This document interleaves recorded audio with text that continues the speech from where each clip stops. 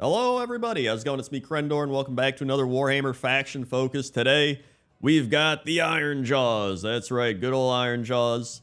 Love Ironjawz. I got numerous Ironjawz, so let's see how they're looking. Jump right in here. So, right off the bat, we got our battle traits. We've got once per turn, army, any hero phase. Declare a friendly Ironjawz unit that was not set up this turn to be the target. The target can move up to 3 inches. It can move into combat. If it was in combat, it must end that move in combat. So, I mean, anytime you can move into combat or just move in general, that's usually pretty good. Also, the fact this is any hero phase, so you can do this in your opponent's hero phase, is also very nice. So, I mean, pretty solid battle trait. I know they used to have one similar to this. I could look it up here just to make sure. So let me see. Destruction, Ironjawz, Battletome. Wait, base size. Dude, why can't I find battle scroll? Dude, navigating this app is gonna make me lose my mind. I don't know. Whatever. It's strong. Anytime you can just move into combat strong. It reminds me of the corn thing, right? But I feel like Ironjawz had something similar. Oh, maybe it was a sub-faction allowed you to do this? I don't know. Whatever it is, it's good. Pick a friendly Ironjawz hero to be the target. This is the Ironjawz Wa. Once per battle in your charge phase. For the rest of the turn, following effects apply to friendly Ironjawz units where they're wholly within 18 of the target. Add 1 to charge rolls. Add 1 to the attack characteristic of melee weapons. So, I believe this used to be board wide, so that's kind of a nerf, but I mean, wholly within 18 is still a pretty big range. And I mean, you're getting +1 to charge, +1 to attack characteristic. That's very strong. So I mean, it's only 2 battle traits, but they're pretty solid battle traits. I feel like Mighty Destroyers, didn't it used to be like if you got hit, you were able to move after you got hit? I feel like it was something like that. So maybe it actually got a little worse, but it's still strong. I don't know. Let me know in the comments section. I haven't played Ironjawz for a little bit, but battle formations. If you make an unmodified charge roll of an 8+ for a friendly non-hero Ironjawz unit, add 1 to the attack characteristic of that unit's melee weapons. That seems pretty good. I mean, if you get a big charge, you get +1 to attack, so you're probably on a unit that's going to get +1 to damage to charge, and then you're going to get a bonus attack there. So, I mean, that's pretty solid. The hardest part there is rolling the 8+. So, sometimes you roll out of your mind. Other times you can't roll an 8+ to save your life. The classic Warhammer scenario. Bash 'em, lads. We got a spell. Pick a friendly Ironjawz wizard to cast. Wholly within 12, 2d6. Target's weapons have crit 2 hits for the rest of the turn. I mean, that's pretty good. Anytime you're hitting twice when you roll a 6.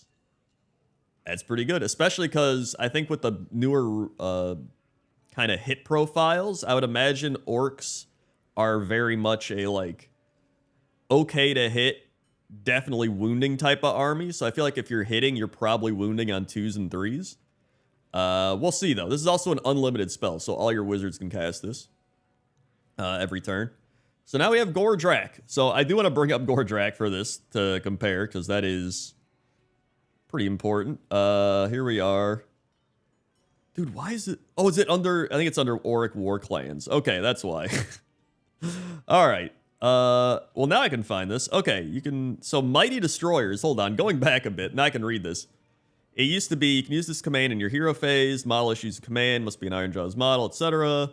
If your unit received the command more than 12 inches from all enemy units, you can make a normal move.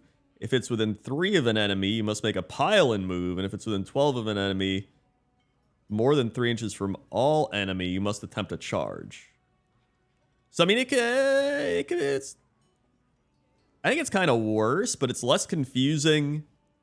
And you don't have to do, like, all these command ranges, and it doesn't cost any command points. So, I mean, I don't know. It's kind of like a side grade to me, I think. There's probably instances where it's better and worse. We'll see. Okay, Gordrakk. War Scrolls, Gordrakk. Here he is. Good old Gordrakk.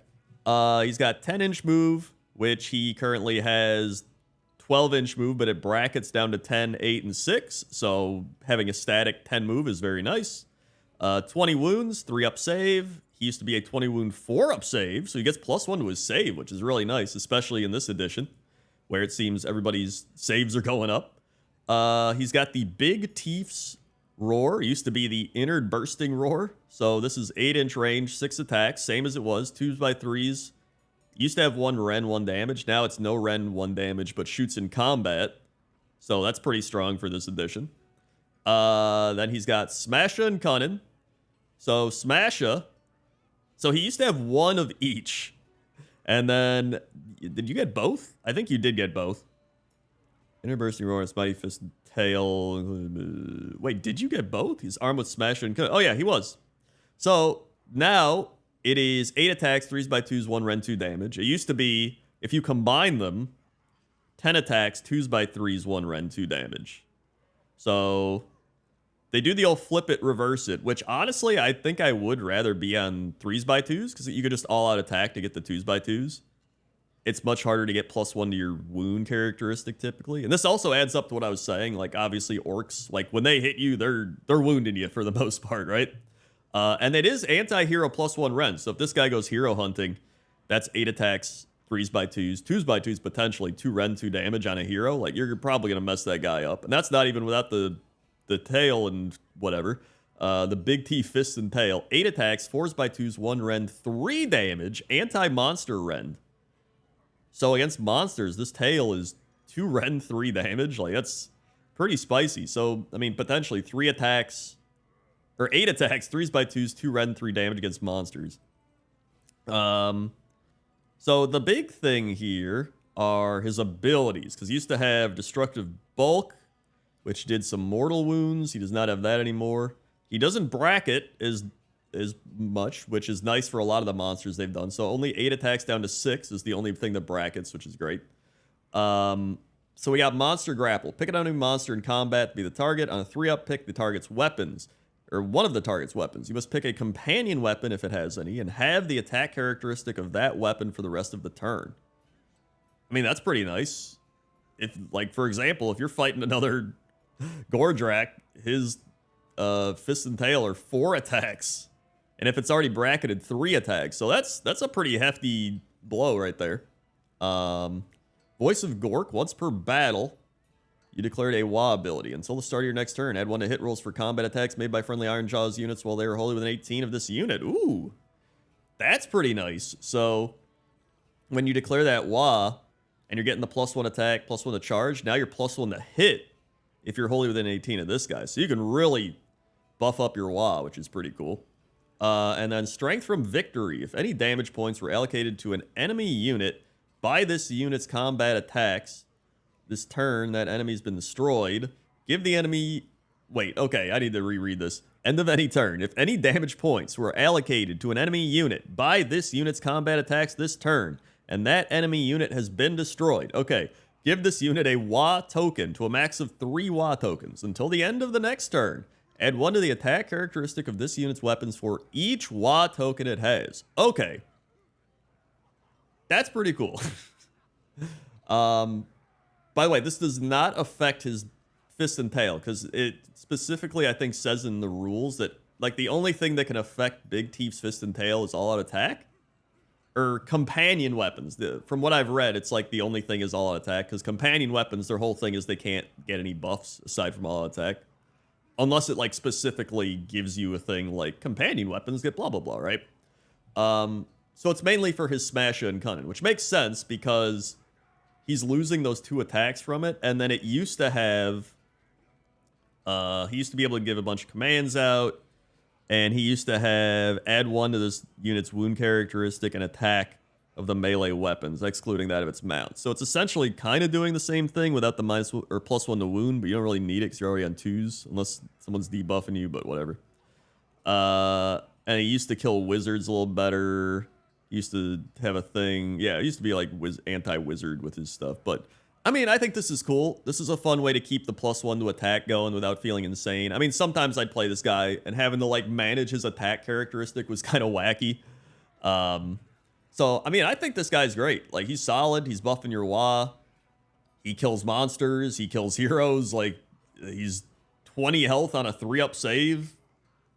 He doesn't have a ward, but that's, you know, mortal wounds seem to be down this edition, so especially shooting mortal wounds, which is what would really hurt him. So, I mean, I think he's pretty solid. Now we got the Warchanter. So the big change to the Warchanter here is he's now a priest. So he used to be 4 moves, 6 wounds, 4 up save. He still is. 2 control. 6 attacks. 4s by 3s D3. Used to be 3s by 3s, whatever. If enemy models were slain by this... Wait, if any enemy models were slain this turn by this unit's combat attacks, give this unit D3 ritual points. Okay. So that's a way to, like, get bonus prayer points, essentially, for this edition. That's pretty cool. We got the bash of the problem, but we don't really know his stuff. Oh, here's one. When they pummel enemies with the rhythm of destruction, each fallen foe strengthens them. They get D3 ritual, so they have Kill a Beat. Pick a friendly priest to chant this prayer. Pick an Ironjawz, holy within 12. Add 1 to the damage characteristic of the target's melee weapons for the rest of the turn. If it's an 8+, you can pick 2 units to get +1 damage.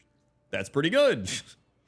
Honestly, I like this more. I mean, sometimes with the old one, you'd have to give the beat out on a 3+. Now, you're getting pretty solid prayer points. So, I mean, because the way prayers work is you chant, or you, like, either save up points or you spend points. So you roll a dice, and I mean, on a 4-up, you're going to be able to cast this the next turn. Or, I don't know if you chant every turn or every whatever. I mean, I think this is fine. It adds a little more, like, counterplay to it. It doesn't feel as crazy where people would just stack Warchanters to do this. They're still probably going to bring stacked Warchanters and stuff. Now they can actually cast other prayers, which I imagine are probably just get them beat and fix and beat, but who knows, right? I don't know. I think it's kind of cool that they're priest. I think it helps make them balance it out a little bit, so whatever. I'm sure this will probably get people a little upset, but I think it's fine. Now we go to the Brutes. Brutes currently are 4 move, 3 wounds, 4 up save. Now they're the same. Or no, they're 3 up save. Ooh. Spicy. They go up +1. They used to have the numerous weapon options and the Boss Claw, Brute Smasher. So now, each model in this unit's armed with a Brute weapon. 1 in 5 models can replace their Brute weapons with a Gore Choppa. The champions can now replace their weapons. So, that means 1 Gore Choppa, and the champions cannot replace their weapons. So does that mean the champion cannot be the Gore Choppa guy? Because then you're going to get +1 attack, right? So you can only get +1 attack to your Brute weapon. So you got 4 Brute weapons, 3 attacks, 4s by 3s, 1 Ren, 2 damage, anti-infantry 1. Gore Choppa, 3 attacks, 4s by 3s, 2 Ren, 3 damage. So the Gore Choppa used to be the exact same. No, it's +1 damage. Ooh, spicy. And then the Brute Choppas, or I guess it used to just be Brute Choppas. Now it's Brute weapons in general. So they kind of just mixed everything together, which I'm fine with. I think it's less annoying to deal with. And then that's a pretty solid stat profile. The other big thing, enemy models with a health characteristic of 1 or 2 cannot contest objectives while they're in combat with this unit. I mean, that's good. These are a objective controlling unit, and that's what they used to be. It used to be enemy models with a wound characteristic of 1 within 3 can't contest objectives. Now it's 1 or 2, which now they're even stronger. And that's why I think they gave them the +1 save. They're all armored up.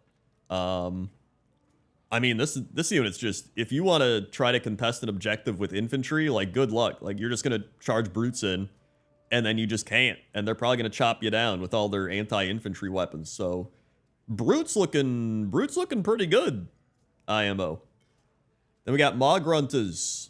Good old Maw-gruntas. Dude, that's the last time I played Ironjawz, was I got my new Maw-grunta pigs, and I was like, yeah, here we go. And they didn't do very well. They typically got kind of roasted, you know, a little roasted out there. Let me go ahead and look these up. Is this it? Maw-grunta. Here we go. Maw-grunta with Hack and Crew.